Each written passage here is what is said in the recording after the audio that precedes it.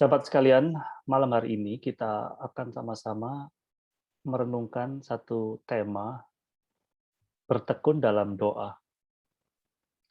Kolose 4 ayat 2 mengatakan, bertekunlah dalam doa dan dalam pada itu berjaga-jagalah sambil mengucap syukur. Bertekunlah dalam doa dan dalam pada itu berjaga-jagalah sambil mengucap syukur.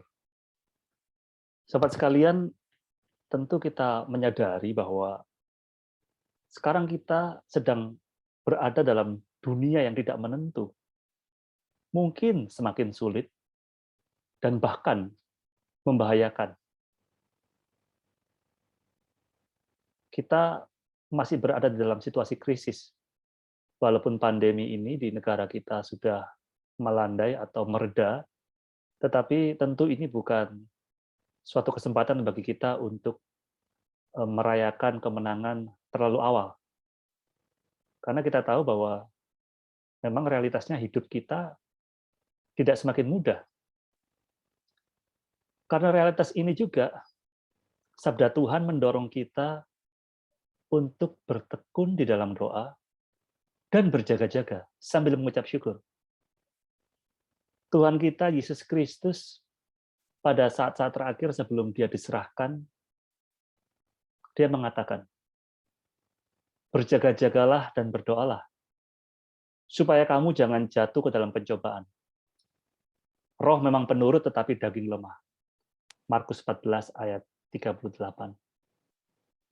Mengapa pesan ini begitu penting? Karena memang sejujurnya tanpa doa, tanpa bersekutu dengan Tuhan, kita tidak dapat berbuat apa-apa. Terlebih lagi, kita memang hidup di tengah dunia yang jahat. Nah, menghadapi realitas seperti ini, apakah kita mampu bertahan tanpa bersekutu dengan Tuhan? Mustahil. Oleh sebab itu, Santo Paulus menuliskan pesan yang begitu penting kepada jemaah di gereja Kolose, agar mereka bertekun dalam doa dan berjaga-jaga sambil mengucap syukur. Nah, saya percaya bahwa pesan yang sama yang kita terima pada malam hari ini adalah pesan bagi kita untuk menapaki masa yang tidak menentu yang sedang kita hadapi. Bertekun dalam doa dan berjaga-jaga sambil mengucap syukur. Sebab era pandemi ini menyediakan ancaman, gangguan, hambatan, dan tantangan baru bagi kita masing-masing. AGHT, ancaman, gangguan, hambatan, dan tantangan. Tidak seorang pun terlepas dari AGHT ini. Akan tetapi kita boleh lega, karena Allah yang kita sembah telah menyediakan perlindungan dan jaminan pertolongan bagi kita semua. Tuhan yang telah menebus dosa kita, Dia juga yang berjanji memberi kita kekuatan, serta jalan keluar dari setiap problem yang sedang dan yang akan kita hadapi. Saya percaya Tuhan mau kita semua yang hadir pada acara ini, kita bertekun di dalam doa. Doa tampaknya simpel, tapi doa adalah nafas. Doa adalah nafas orang beriman. Doa adalah nafas umat Kristiani. Doa adalah suatu komunikasi antara manusia yang diselamatkan dengan juru selamatnya. Sekali lagi, doa adalah suatu komunikasi antara manusia yang diselamatkan dengan juru selamatnya. Doa merupakan persatuan kehendak dari kehendak yang diciptakan dengan kehendak yang menciptakan. Kehendak dari manusia yang diciptakan dengan kehendak dari Allah Sang Pencipta. Doa adalah persatuan dari kehendak kita, kemauan kita yang disesuaikan dengan Allah Sang Pencipta. Bahkan Yesus Kristus sendiri memiliki jam-jam doa yang disiplin. Pertanyaannya sekarang, bagaimana dengan kehidupan doa kita? Apakah kita akan melalui hari demi hari, bulan demi bulan dengan kekuatan kita sendiri? Atau kita akan mengambil sikap merendahkan hati merendahkan diri di hadapan Tuhan, dan memohon pimpinannya melalui doa. Saya setuju bahwa kita semua yang hadir di sini memiliki keinginan untuk berdoa yang kuat. Jika tidak demikian, mungkin kita nggak mungkin hadir ya. Mungkin saja kita tidak akan hadir di dalam persekutuan doa pada malam hari ini. Karena kita mau berdoa, maka dari itu kita mau hadir. Tetapi Alkitab dengan jujur mengatakan kepada kita bahwa kita sebenarnya tidak tahu bagaimana seharusnya berdoa. Nah, ini jujur sekali. Siapa yang mengetahui bagaimana seharusnya berdoa? Kebanyakan dari kita mungkin selalu hanya minta-minta kalau berdoa. Meminta menurut kemauan kita sendiri. Dalam berdoa kita mau supaya Tuhan menyesuaikan kehendak kita. Sekali lagi, kebanyakan di dalam doa ya, kebanyakan. Kita mau supaya Tuhan yang menyesuaikan diri, yang menyesuaikan dengan kehendak kita. Bukan kita yang menyesuaikan diri dengan kehendak Tuhan. Ada sebuah dongeng tentang sepasang suami istri bernama Mikhailov dan Monik. Ya, ini adalah dongeng, jadi kisah yang fiksi, tetapi darinya kita bisa belajar. Mikhailov dan Monik. Pasutri ini hidup dari menjual kain, ya, menjual kain katun keliling. Mereka nggak punya toko. Jadi setiap akhir tahun mereka ini punya kebiasaan berlutut di hadapan Tuhan dan berdoa bersama. Mikhailov sang suami berdoa, "Oh Tuhan, saya berterima kasih kepadamu karena Engkau sudah memberkati kami sehingga untung 150 bal kain. Tuhan, saya mohon tahun depan beri saya keuntungan 300 bal kain." Sementara sang suami sedang berdoa, sang istri memotong, "Tuhan, jangan dengarkan doa suami saya. Tolong dengarkan doa saya saja. Kalau tahun ini Tuhan beri keuntungan 150 bal kain, mohon tahun depan keuntungan kami tetap sama, 150 bal saja ya Tuhan. Dengarkan doa saya Tuhan." Sang suami marah. "Hei, saya belum bilang amin, kenapa kamu potong? Kita nggak bisa kaya kalau cuma dapat keuntungan 150 bal kain."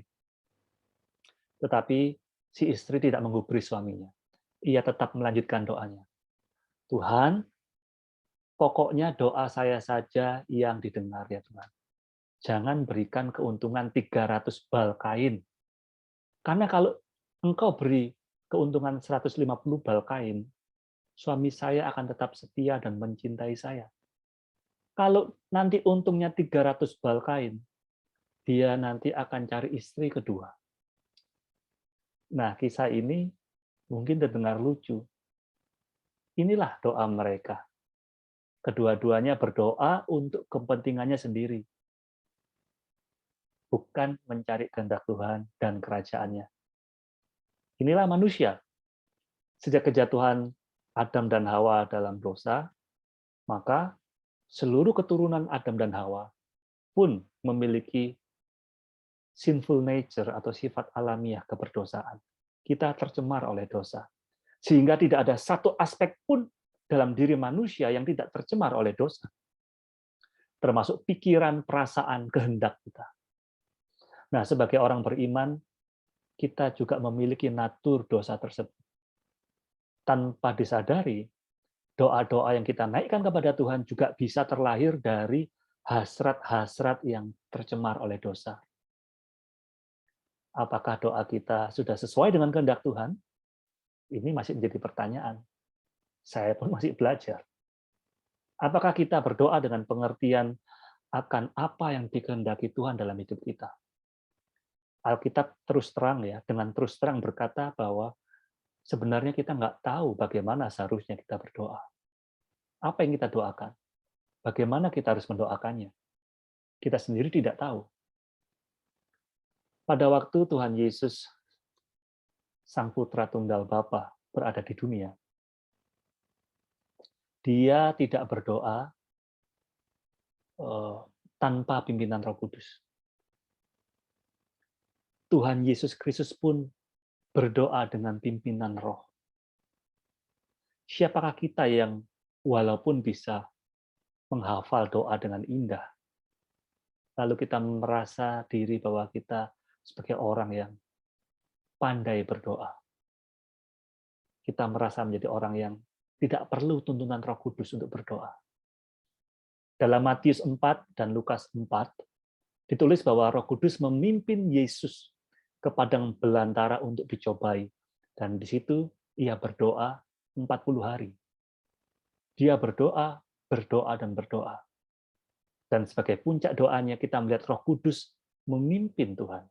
Memimpin Tuhan Yesus.